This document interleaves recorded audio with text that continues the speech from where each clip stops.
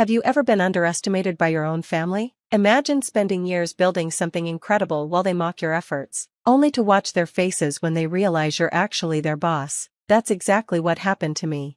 I'm Emily Chen, 32 years old, and this is the story of how my brother's constant mockery of my failed business backfired in the most spectacular way possible. Growing up, my brother Marcus was always the golden child. 3 years older than me, he followed our father's footsteps into corporate finance, climbing the ladder at prestigious firms while I chose a different path. From childhood, the contrast between us was stark. He was all pressed suits and perfect grades, while I was the dreamer who spent weekends at startup meetups and coding workshops. "Emily, when are you going to get a real job?" became my mother's favorite question at family gatherings. My father would just shake his head disapprovingly, while Marcus would smirk from behind his expensive coffee cup. I started my tech company, Innovate Tech Solutions, right after college, while Marcus was celebrating his promotion to junior executive at Stewart Brooks Financial. I was working out of my tiny apartment, living on ramen noodles and determination. My initial focus was on developing AI-driven software for small businesses, not exactly glamorous, but I saw potential where others saw nothing. "Still playing entrepreneur?" Marcus would ask at every family dinner. "You know, there's an entry-level position at my firm if you want to actually make something of yourself." I'd smile and change the subject. What they didn't know was that while they were pitying my struggling business, I was quietly revolutionizing business automation software. My company's first product, AutoFlow, was gaining traction in the startup community. We weren't making headlines, but we were making progress. Then came the weekly family dinner that changed everything. It was a tradition our parents insisted on maintaining, even though it usually devolved into a showcase of Marcus's achievements and a dissection of my perceived failures. That particular Sunday, Marcus was especially smug. He'd just been promoted to senior vice president at Stewart Brooks, and everyone was celebrating his success. To Marcus, our father raised his glass, following in my footsteps and making us proud. Marcus soaked in the praise, then turned to me with that familiar condescending smile. "So, little sister, still running your little computer business?" I took a sip of wine, already knowing where this was going. "You know," he continued, "it's not too late to join the real business world. Stewart Brooks is expanding, and with my recommendation." "I'm doing fine, Marcus," I interrupted, but he wasn't listening. "Still playing entrepreneur?" He laughed, loud enough to make our mother wince. "Come on, Emily, it's been what, 5 years? Time to grow up and join the adults." That's when the doorbell rang. Our mother looked confused. We never had unexpected guests at family dinner. She went to answer the door, and I heard murmured conversation before she returned to the dining room, followed by a tall, distinguished-looking man in an impeccable suit. Marcus's face lit up with recognition. "Mr. Harrison, what an unexpected pleasure." He stood quickly, nearly knocking over his wine glass. "Everyone, this is James Harrison, the new CEO of Stewart Brooks." Mr. Harrison smiled politely at Marcus, then his eyes found me. His entire demeanor changed as he bowed slightly. "Ma'am, your acquisition papers are ready for final review," he said formally. "I apologize for interrupting your family dinner, but given the magnitude of the deal..." My brother choked on his drink. The silence that followed was deafening. Marcus looked between me and his CEO, his face growing increasingly pale. Our parents sat frozen, forks halfway to their mouths. You see, what my family didn't know was that Innovate Tech had grown beyond their wildest imaginations. While they were dismissing my little computer business, I had built it into a tech powerhouse. Our AI solutions were now handling data processing for some of the biggest companies in the world. And yes, we were in the process of acquiring Stewart Brooks Financial. I don't understand," Marcus stammered, his voice barely a whisper. Mr. Harrison looked confused. "Ms. Chen's company, Innovate Tech Solutions, is completing the acquisition of Stewart Brooks. Surely you were aware." He trailed off, noting the shocked expressions around the table. I stood up, smoothing my casual dinner outfit. "Perhaps we should discuss this in private, Mr. Harrison." "Of course, ma'am. The board is quite excited about the direction you've proposed for the company." Marcus collapsed back into his chair, his face ashen. Our father's mouth opened and closed without producing sound, while our mother gripped the edge of the table so hard her knuckles turned white.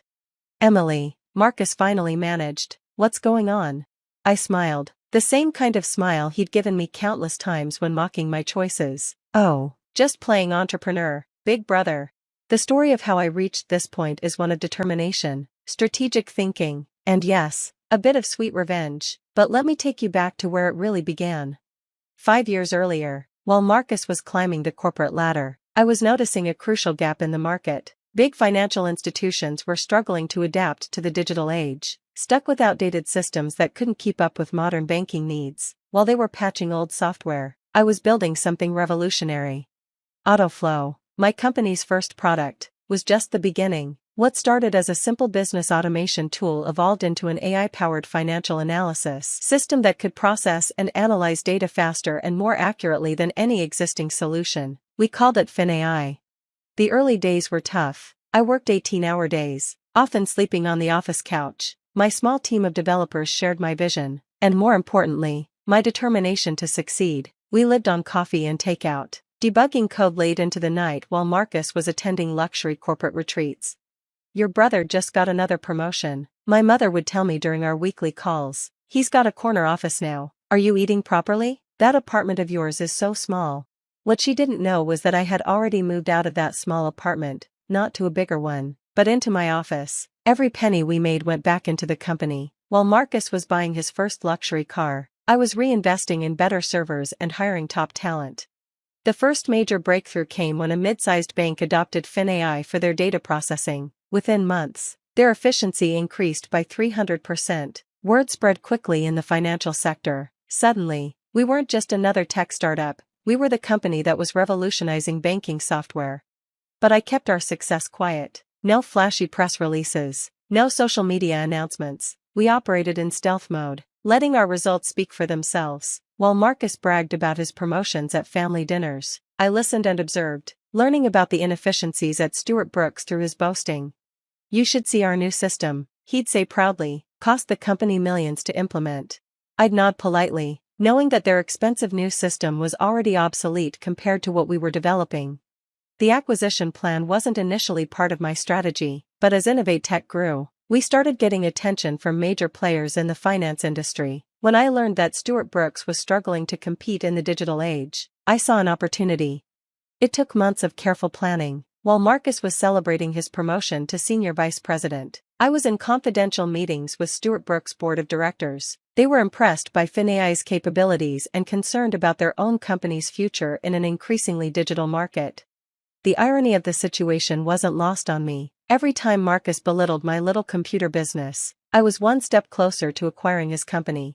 Back at that family dinner, after Mr. Harrison's unexpected appearance, the dynamics shifted dramatically. Marcus sat in shocked silence as I reviewed the acquisition papers with his CEO. "These terms look acceptable," I said, scanning the documents. "We'll proceed with the board meeting tomorrow as planned." "Emily," our father finally found his voice, "how is this possible?" I looked up from the papers. "Remember when you both told me I was wasting my time with technology? While you were focused on traditional finance, the world was changing. Innovate Tech currently provides AI solutions to 8 of the top 10 banks in the country. Stewart Brooks is actually a bit behind the curve." Marcus flinched at that last part. But you never said anything," our mother whispered. "Would you have listened?" I asked quietly. "Every time I tried to talk about my work, you changed the subject to Marcus's latest promotion." Mr. Harrison cleared his throat politely. "If I may, Mrs. Chen, your daughter's company is currently valued at just over $4 billion. She's been quite modest about her achievements." The sound of my father's fork clattering onto his plate echoed in the sudden silence. "$4 billion? Marcus wheezed.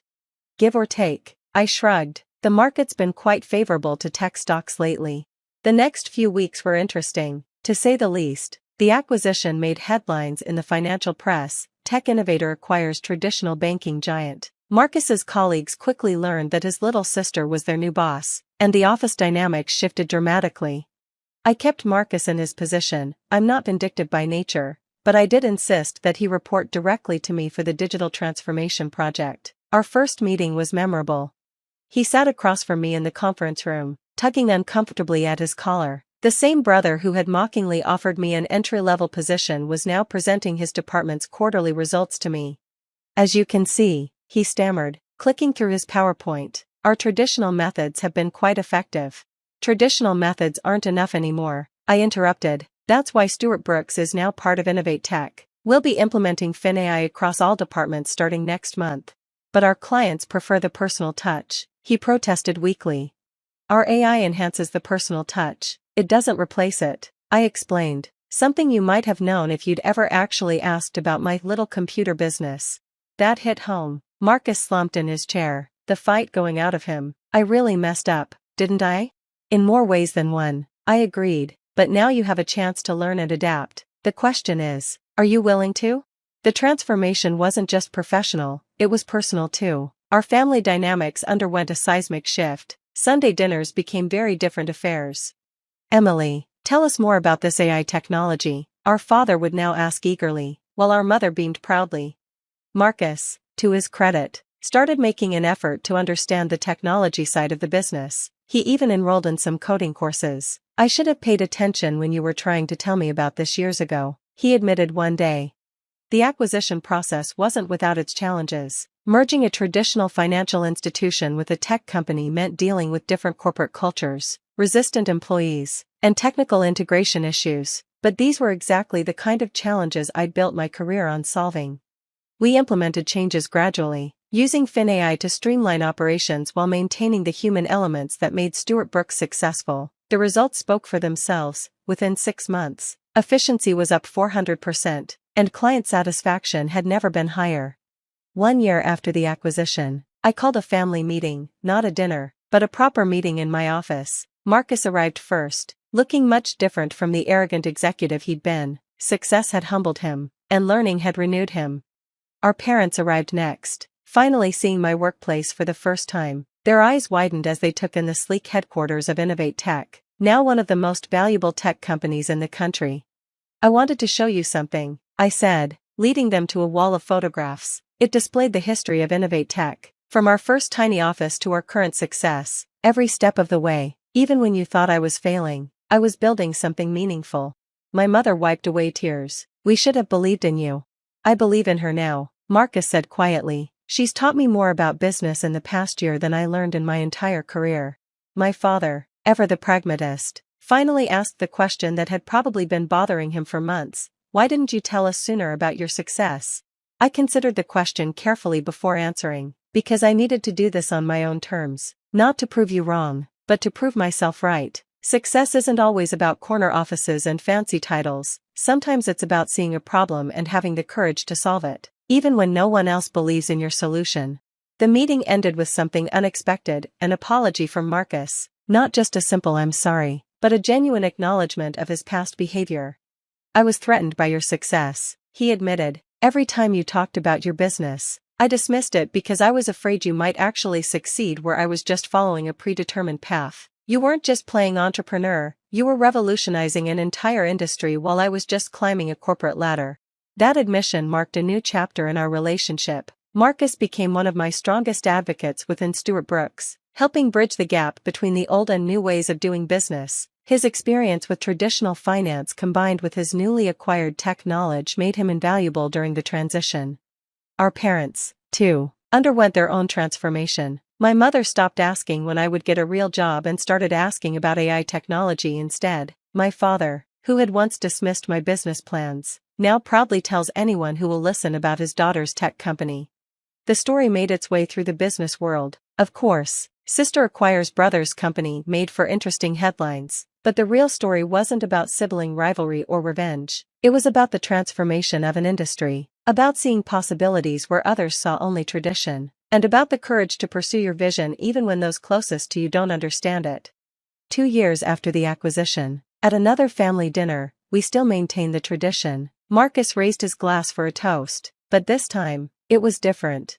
To my little sister, he said, his voice thick with emotion, who taught me that success doesn't always wear a suit and tie, and that sometimes the best business lessons come from those we underestimate the most.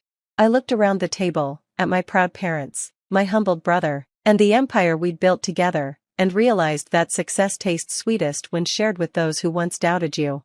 The company continues to grow, innovating and expanding into new areas. Marcus now heads our traditional banking integration division, combining his experience with our new technologies. Our parents have become unexpected tech enthusiasts, always eager to learn about our latest developments. As for me, I'm still the same person who started coding in a tiny apartment, just with a slightly larger office and a lot more responsibility. The lessons I learned along the way, about persistence, about believing in yourself when others don't, about the importance of disrupting traditional thinking, these are now part of Innovate Tech's core values. And whenever I interview new employees, I always ask them one question: what would you do if no one believed in your ideas? Because sometimes, the most powerful motivator is having something to prove, not to others, but to yourself. The next time someone tells you you're just playing at your dreams, remember my story. Sometimes, those who mock your journey end up working for you. And sometimes, the best revenge isn't revenge at all, it's massive, undeniable success. Just ask my brother. He's in a meeting right now, presenting his latest report to me.